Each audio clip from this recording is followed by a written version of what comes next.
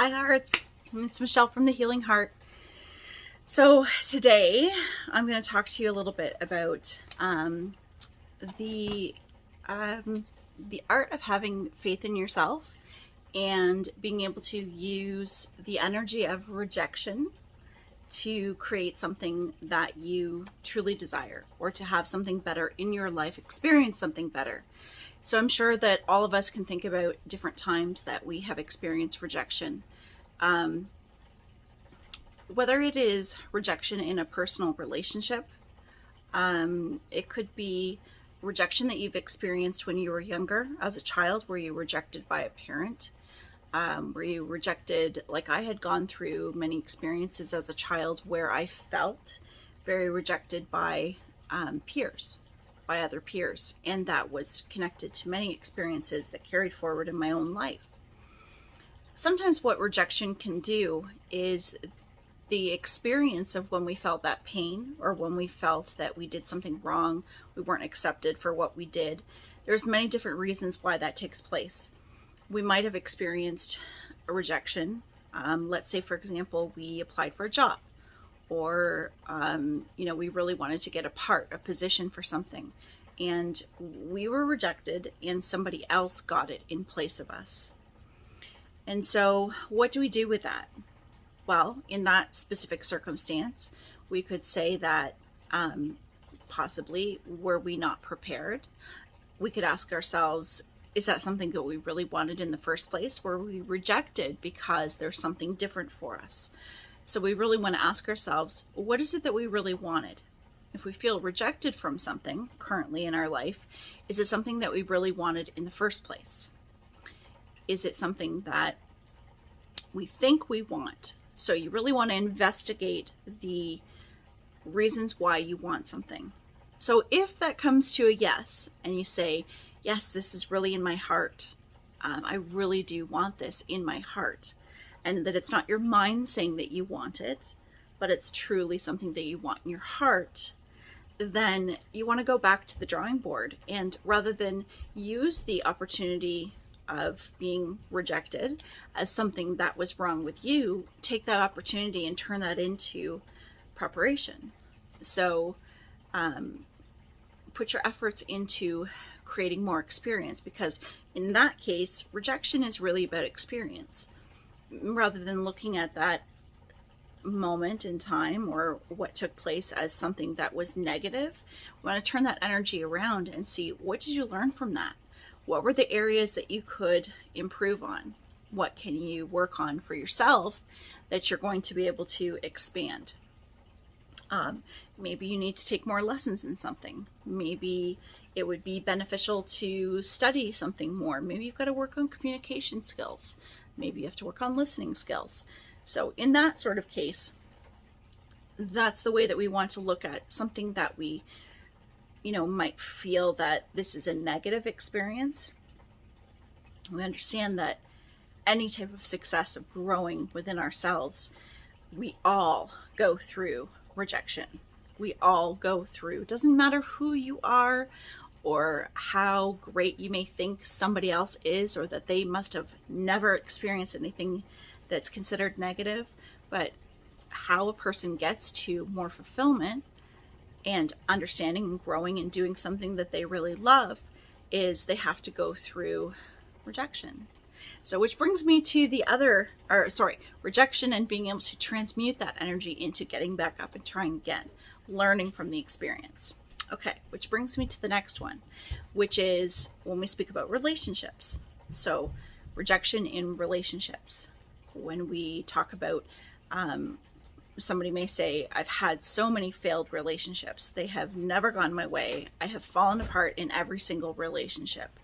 And can we take that energy and can we flip that story around and say, what is possibly the common theme in the relationships that I've had in the past? Is this an opportunity to say that to bring into my life somebody that is better suited for me, that this is time for me to then work on myself, to improve my own connections with myself, so that then I attract a partner in my life that is better suited for me. Because anybody that you have experienced as a rejection in relationship, or somebody that you felt or that you did really love and they hurt you, they left you for somebody else, they denied you, something changed, and your heart was not in the same place as them, and they left you behind. Well, there's many different reasons why that happens, and even in this few moments that I have with you, to really get into all of the reasons why that happens would take us too long. But if we really look at the experience of what we're able to learn from it, and if you are one that is looking at many patterns of relationships in your life, you want to look at what the common denominator is in those relationships when it comes to you. This is not the easiest thing to do, but you want to disconnect the personal from it for a moment and really investigate what the common denominators are. Really investigate whether these people were best suited for you in the first place. So the other thing is too, is when you are in alignment with yourself, you're communicating with yourself, you are able to appreciate, create boundaries, you're able to express truth for yourself, then that helps you attract people into your life. And I don't just mean love relationships, but friendships, circumstances, all kinds of things that are better for you that possibly were not in the past. So what can we do with that energy? Well, flip that switch and take that as, if I feel rejected in this relationship, this is an opportunity for me to then see myself in a different light and to be able to choose better for myself. To be able to understand myself on a deeper level so that I then am able to attract a partner that is better suited for me. Okay. Now, when it comes to parents, siblings, other relationships that we have felt rejection, especially when we go back to childhood. So if you're saying to me, okay, Michelle, well, that's really great. You can talk about rejection in different forms when it comes to our current life and our current relationships or our relationships as an adult. But what about childhood? What about how we experienced rejection as a child?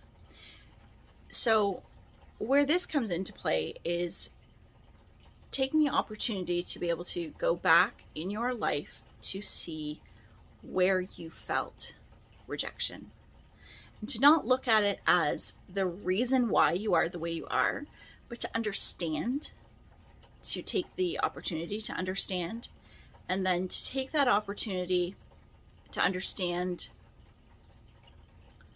why you may have the reactions that you do today. And this is the hard work, guys, because whenever we go down the path of exploring our feelings, when we go down the path of exploring our, why do we react the way that we react? Why do things happen the way that they do? Even though other people may do things to us or circumstances were created around us, we are always in control of our actions and reactions. And when we go back to our childhood and we look at, well, I was just a child, how could I have known different? This was trauma, I experienced this, and that is all true.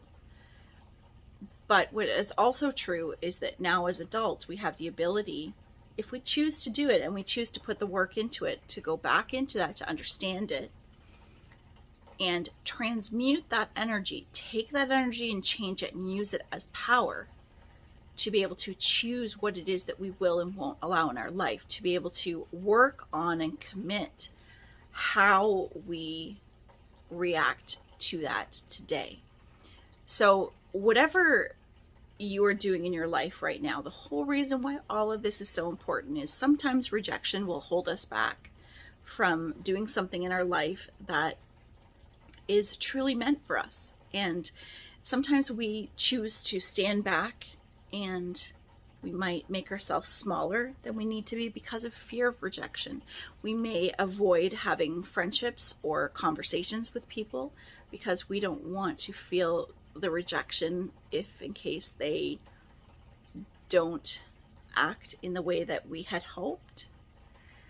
But the thing is if there's something that you're not doing or that you're holding yourself back from because of fear of rejection, remember that that fear comes from all of the experiences that you had in the past. That's something that's built into your nervous system that becomes part of you. And until you recognize that that is a pattern and that you have the ability to take that energy and change that pattern by understanding it, accepting it, walking through it, and spending the time on working on yourself.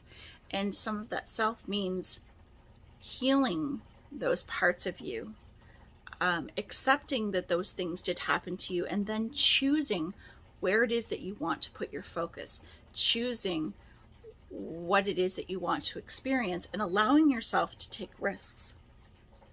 Being okay with people are going to reject you. Being okay with not everything is going to go the way that the mind might think that it needs to, but that if we make choices that feel aligned with us, and even if we don't get what we think we should get, there's always going to be something better, because there's so much at play behind the scenes when it comes to the universe and it comes to how things work, that really the hard work comes from continuously knowing ourselves better and better, choosing better for ourselves, choosing in the name of love for ourselves, and focusing on this and focusing on how this reacts to others, on our integrity, on our responsibility. And that deepens maturity within ourselves. So I hope that makes some sense for you. So if there's something that you're not doing today, guys, the short version of this is, don't be afraid to step out there. Don't be afraid to make bold choices. Don't be afraid of what the reactions may be of others. Put yourself out there.